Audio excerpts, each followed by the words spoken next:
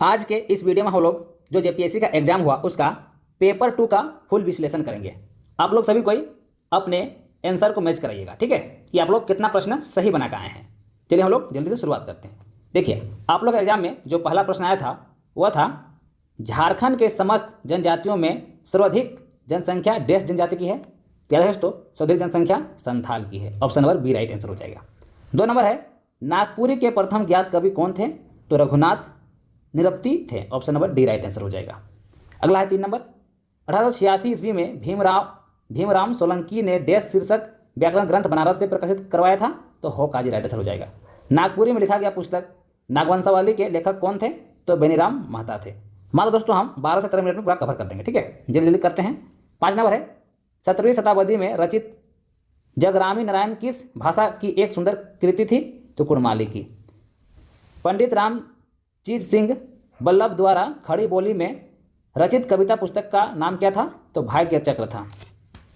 7 number है प्रारंभ में संत कोलंबा कॉलेज हजारीबाग किस नाम से जाना जाता था? तो डबलिंग यूनिवर्सिटी मिशन कॉलेज के नाम जाना जाता था। 8 नंबर है झारखंड के नेतरहाट आवासीय विद्यालय नेतरहाट के संबंध में निम्न में से विचार करें। दोस्तों इसमें इसका स्थापना 15 नवंबर 1954 में हुई थी, सही है। पहला बैच 60 विद्यार्थियों के साथ शुरू किया गया था, ये भी सही है। पहले प्राचार्य का नाम चार्ल्स नेपियर था, ये भी सही है, लेकिन लास्ट वाला गलत है, इसलिए option number C right answer हो जाएगा। अगला है निम्न में से किस तिथि को Indian school of mines Dhanbad की स्थापना की गई थी? निम्न में से किस तिथि को Indian school of mines Dhanbad का स्थापना किया गया था? तो 9 दिसंबर 1926 को। झारखंड के किस शहर में मोहन कुमार मंगलम स्टेडियम स्थित है? तो बोकारो स्टील सिटी में। झारखंड के नीरज कुमार मिश्रा किस खेल से संबंधित खिलाड़ी हैं? तो शतरंज से। भारतीय हॉकी टीम ने जयपाल सिंह के प्रथम कप्तानी में 1928 के ओलंपिक खेल में कौन सा मेडल प्राप्त किया था? तो स्वर्ण पदक प्राप्त किया था। 13 नंबर है भारत ने किस टीम को हराकर वर्ष 2023 की महिला हॉकी एशियाई चैंपियन ट्रॉफी जीती? तो जापान को हराकर। श्री दीपक मंडल किस खेल से संबंधित है? तो फुटबॉल से। किस प्रकार भारतीय परिसीमन अधिनियम के प्रावधान छोड़नागपुर कस्टम अधिनियम 1908 के अंतर्गत आने वाले सभी मुकदमों, अपीलों एवं आवेदन पत्रों पर लागू होते हैं? तो लागू होंगे जहां तक उसके प्रावधान छोड़नागपुर कस्टम अधिनियम 1908 के असंगत हो। 16 नंबर है छोड़नागपुर कस्टम अधिनियम 1908 की धारा 139 अथवा धारा 139(2) के खंड 7 के अंतर्गत उपायुक्त द्वारा किसी मुकदमे में पारित आदेश के विरुद्ध अपील कहाँ किया जा सकता है? तो न्यायिक आयुक्त अथवा उच्च न्यायालय के समक्ष राशि के अनुसार। छोड़नागपुर कस्टम अधिनियम 1908 के अनुसार भूकृति से अभिप्रेत है भूधारक का हित और उसके अंतर्गत उस भूकृति आती है, किंतु डैश कष्टकारी नहीं होती है। देखो दोस्तों दर रैयत नहीं होती। Option number D right answer हो जाएगा। अगला है 18 नंबर, क्या छोड़नागपुर कस्टम अधिनियम 1908 के तहत सिविल प्रक्रिया संहिता 1908 की प्रक्रिया लागू होगी जब उपायुक्त के समक्ष मामलों का विचारण हो रहा हो? इसका option number C right answer हो जाएगा। जब राज्य विनिश्चय करेगा यदि कोई प्रक्रिया छोड़नागपुर कस्टम अधिनियम के तहत नहीं दिया गया है। अगला 19 नंबर, धारा 17 छोड़नागपुर कस्टम अधिनियम 1908 के तहत बंदोबस्त रैयत वह व्यक्ति है जिसने 1.5 वर्ष तक इस अधिनियम के प्रारंभ के पूर्व या पश्चात किसी ग्राम में स्थित रैयत भूमि को लगातार धारित नहीं किया है। तो दोस्तों 12 वर्ष। 20 नंबर है भूमि अधिग्रहण पुनर्वास एवं पुनर्स्थान अधिनियम 2013 के तहत सरकार भूमि अधिग्रहण पुनर्वास एवं पुनर्स्थापन प्राधिकरण स्थापित करता है। उस प्राधिकरण की संरचना दोस्तों मिलकर बनती है, 3 व्यक्ति मिलकर बनती है। 21 नंबर है भूमि अधिग्रहण पुनर्वास एवं पुनर्स्थान अधिनियम 2013 के अनुसार निम्न में से किस धारा में अनुसूचित जाति तथा अनुसूचित जनजाति के लिए विशेष प्रावधानों का वर्णन है? धारा 41।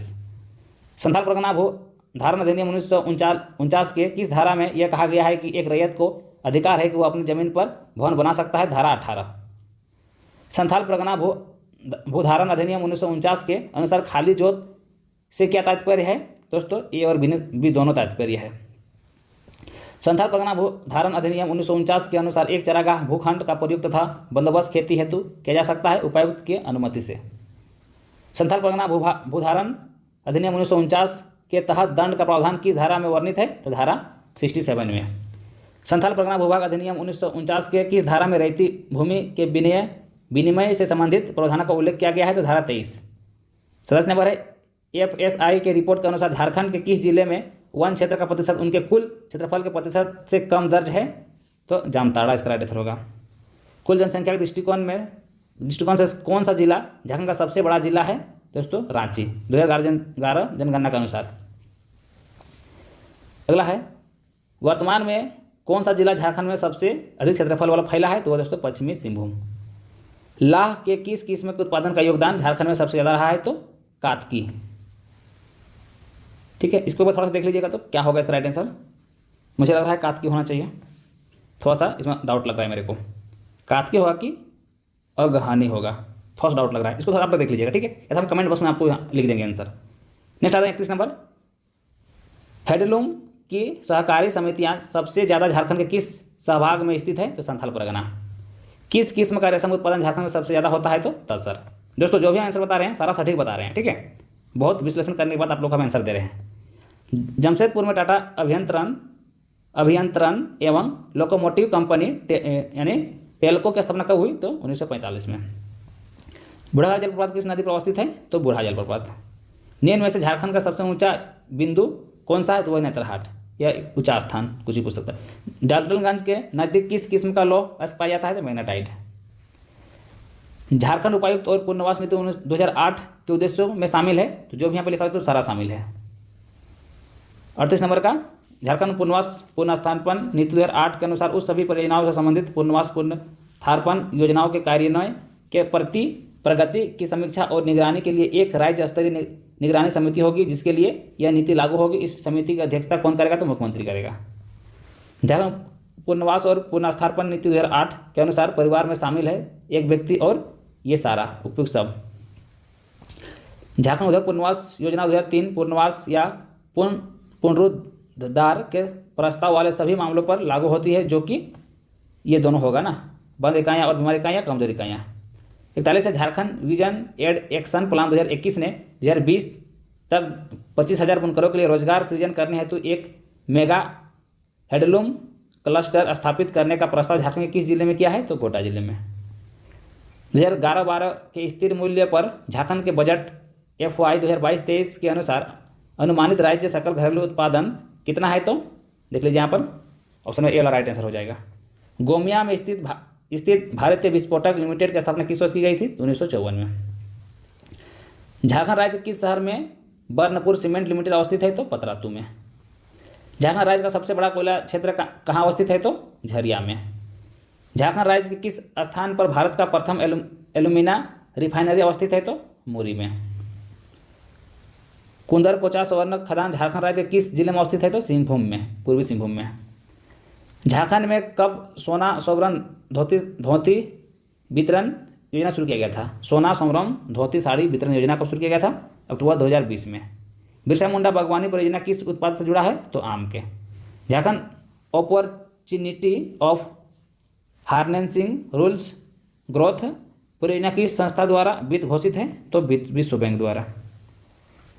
51 नंबर का क्वेश्चन ऑप्शन नंबर पहला वाला हो जाएगा, डायरेक्ट आंसर बता दे रहे हैं, बड़ा क्वेश्चन है। 92 नंबर, अबुआ आवास योजना के संबंध में विचार करें। दोस्तों इसकी शुरुआत 15 अगस्त 2023 को की गई थी, एकदम बिल्कुल सही है। इसमें उसे विद्यार्थियों का आवास, लाभार्थियों का आवास देने का प्रावधान, जैसे प्रधानमंत्री आवास के तहत मकान मिला हुआ है, नहीं मकान जिसको नहीं मिला हुआ है उसको ना सिर्फ भेजिए, तो गलत। जिसको आवास नहीं मिला प्रधानमंत्री तरफ से उसको अब आवास में आवास मिलेगा। ठीक है, दो तो गलत हो गया, यानी सिर्फ 1 सही हो जाएगा, ऑप्शन नंबर ए। निम्नलिखित में से कौन सा मुख्यमंत्री जन वन योजना का उद्देश्य नहीं है? तो रेशम उत्पादन हेतु वृक्षारोपण करना उद्देश्य नहीं है। निम्नलिखित में से झारखंड के किस जिले में अति सघन वृक्ष सर्वाधिक क्षेत्र में है? तो Latehar. India gate of forest report 2021 के अनुसार झारखंड में वन आरक्षण क्षेत्र कितना है? तो 23,721 वर्ग किलोमीटर। भारतीय संविधान के अनुच्छेद में राज्य को पर्यावरण की रक्षा एवं उसमें सुधार करने तथा वन एवं वन्य जीव सुरक्षा का उत्तरदायित्व दिया गया है। तो अनुच्छेद 48A में। झारखंड का बेहतर राष्ट्रीय उद्यान कितने वर्ग किलोमीटर में फैला हुआ है? तो 226 वर्ग किलोमीटर। झारखंड में गिद्धों की संख्या में तेजी से कमी होने का प्रमुख कारण कौन सा है? दोस्तों पशुओं में दवाओं का अनियंत्रण उपयोग। दामोदर घाटी गिरिडीह एवं दुर्गापुर के बीच जैविक मरुस्थल बन गई है, क्योंकि दोस्तों इस जल क्षेत्र में जीवों का अस्तित्व संभव नहीं है। निम्न में से किस शहर में झारखंड का पहला एरोबिक जैव शौचालय का उद्घाटन 2018 में हुआ था? तो रांची। निम्न में से कौन से कारक झारखंड के जैव विविधता को नुकसान पहुंचा रहा है? तो दोस्तों जो भी यहाँ है सभी। वन कानून के तहत संरक्षित वन से क्या तात्पर्य है? तो सभी गतिविधियों पर प्रतिबंध है। दोस्तों जो भी हम बता रहे हैं सारा सही है, ठीक है। हम बहुत विश्लेषण करने पर बता रहे हैं। अगर आप लोग कुछ डाउट लगता है तो आप लोग कमेंट कीजिएगा दोस्तों, आप लोग सही को कमेंट कीजिएगा, ठीक है, जो भी डाउट लगेगा। निम्न में से कौन सा जल प्रदूषण का प्रमुख प्रभाव है? दोस्तों जल जीवन के लिए ऑक्सीजन की कमी। मुख्यमंत्री जन एक इसको ऊपर कर देते हैं। मुख्यमंत्री जन वन योजना के तहत कौन सी लाभुक को जो अपनी निजी भूमि पर वृक्षारोपण करता है उसे सरकार द्वारा कितनी प्रोत्साहन राशि दी जाएगी? तो इस योजना हेतु स्वीकार दर पर कुल लागत राशि का 50% दिया जाएगा। निम्न में से कौन सी संस्था झारखंड में बाढ़ आपदाओं के संबंध में तकनीकी एवं उपयोगी सूचना देने का कार्य करती है? तो झारखंड स्पेस एप्लीकेशन सेंटर। निम्नलिखित में से कौन सा आपदा प्रतिक्रिया का उद्देश्य नहीं है? आपदा प्रतिक्रिया का उद्देश्य नहीं है दोस्तों, तो आधारभूत संरचना की पुनर्स्थापना व रख रखाव। भूकंप संवेदनशीलता की दृष्टि से झारखंड के संपूर्ण क्षेत्र को किस भूकंपीय क्षेत्र में रखा जा सकता है? तो जोन 2 एवं 3 में। निम्न में से कौन सा उष्णकटिबंधीय चक्रवात मई 2021 में पूर्ण तटीय राज्यों के साथ झारखंड को भी प्रभावित किया था? तो यास। निम्न में से कौन सा झारखंड का सर्वाधिक सूखाग्रस्त जिला है? तो पलामू। झारखंड में धुबिया किसको कहा जाता है? तो नृत्य को। झारखंड का कौन सा जिला बिरसा आंदोलन का प्रमुख केंद्र था? तो खुट्टी। झारखंड की किस नदी पर तिलिया जल विद्युत परियोजना स्थापित है? तो बराकर नदी। झारखंड में बहने वाली नदियों और उसके उद्गम स्थल के संबंध में कौन सा युग्म सही नहीं है? तो पहला वाला सही नहीं है। सौरेखा नदी का उद्गम स्थल तो टिकराटोली नहीं है। 14 नंबर जतरा ताना भगत ने किस वर्ष शुद्धि आंदोलन की शुरुआत की थी? तो 1914। डॉक्टर जानूम सिंह सोई को किस क्षेत्र में पद्मश्री 2023 से सम्मानित किया गया है? तो शिक्षा और साहित्य क्षेत्र में। झारखंड राज्य में संचालित झारखंड मुख्यमंत्री सारथी योजना का संबंध है? तो छात्रों के निःशुल्क कोचिंग से। नागवंशी शासन व्यवस्था के बारे में निम्न में से कौन सा कथन सही नहीं है दोस्तों? तो लास्ट वाला सही नहीं है, ऑप्शन नंबर डी में जो दिया वो सही नहीं है, ठीक है। भुइयारी पहरा में पंचायत एवं अस्थायी संस्था थी। करकटाहा का संबंध निम्न में से किससे है? तो दोस्तों ढोकलो शहर से। मुंडा शासन व्यवस्था में महत्व निम्नलिखित में से किस भूमिका में मुख्यतः रहते हैं? तो रीति रिवाजों की देखरेख करना। मांझी परगना शासन व्यवस्था में उप प्रधान कौन होता है? तो जोग मांझी। उराव शासन व्यवस्था में गांव का प्रधान कौन होता है? तो महतो। मुंडा मानकी व्यवस्था संबंधित निम्न में से कौन सा कथन सही नहीं है? तो वसूली राजस्व में मानकी को कोई अंश नहीं मिलता, ये सही नहीं है। नाया किस जनजाति पंचायत के मुखिया का नाम था? तो बिरहोर। पहाड़िया जनजाति व्यवस्था में गांव के प्रमुख को क्या कहा जाता है? तो माझी कहा जाता है।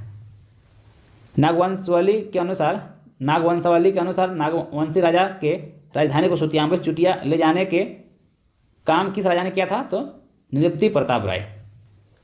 1855 के हुल का नेतृत्व हजारीबाग में इन्होंने किया था? तो लुबिया मांझी और बेरू मांझी। छोनागपुर कैथोलिक सभा के पहले अध्यक्ष कौन थे? तो बेनिफेस लकड़ा। रामजीत हंसदा, बुद्धराय किस्कू और चांदराय टुडू निम्न में से किस आंदोलन से जुड़े थे? तो संथाल हुल से। झारखंड क्षेत्र स्वशासी परिषद के गठन का निर्णय कब हुआ? तो दिसंबर 1994। 90 नंबर है असहयोग आंदोलन के नायक गोप बंधुदास का संबंध निम्न से किस क्षेत्र से था? तो सरायकेला खारसावा क्षेत्र से। छोनागपुर विकास प्राधिकरण और संथाल परगना विकास प्राधिकरण की स्थापना किस वर्ष हुई थी? तो 1994 में। उराव जनजाति में बच्चों के विवाह के समय माँ के गोत्र में कितनी पीढ़ी तक विवाह वर्जनीय होता है? तो 3 पीढ़ी तक। 93 है मुंडा महिलाओं का प्रचलित परिधान था? तो परिया। झारखंड के तीसरे राज्यपाल कौन थे? तो वेद मारवा। 95 नंबर 2022-23 के बजट में झारखंड सरकार ने सबसे ज़्यादा पैसा 13.54% देश पर खर्च किया है? तो शिक्षा पर खर्च किया है सबसे अधिक पैसा। कटाहा ब्राह्मण का भोजन एवं गौदान किस संस्कार से जुड़ा है? तो मृत्यु से। 97 नंबर खड़िया लोक कथाओं का साहित्यिक एवं सांस्कृतिक अध्ययन नामक पुस्तक की रचना किसने की थी? तो रोज केरकेट्टा। निम्न नृत्यों में से कौन सा सरहुल के समय पर आयोजित किया जाता है? तो जातरा। सामान्यतः विवाह के अवसर पर गाया जाने वाला एक लोक संगीत है, वह है डोमकच। आज आखिरी प्रश्न, बेहतर राष्ट्रीय उद्यान देश के लिए संरक्षित है? तो बाघों के लिए संरक्षित है। दोस्तों आप लोग को वीडियो कैसा लगा आप लोग सभी को कमेंट कीजिएगा, ठीक है। और एक बार सभी को वीडियो को लाइक कर दीजिएगा, ठीक है। बहुत विश्लेषण करने के बाद हम आप लोग के बीच दोस्तों वीडियो को लाए हैं, ठीक है। नहीं दोस्तों हम पहले भी वीडियो को ला सकते थे, लेकिन हम बहुत विश्लेषण किए उसके बाद आप लोग के बीच हम वीडियो को लाए हैं, ठीक है। तो इसके लिए आप लोग सभी को एक बार लाइक कर दीजिएगा। चलिए मिलते हैं नेक्स्ट वीडियो में।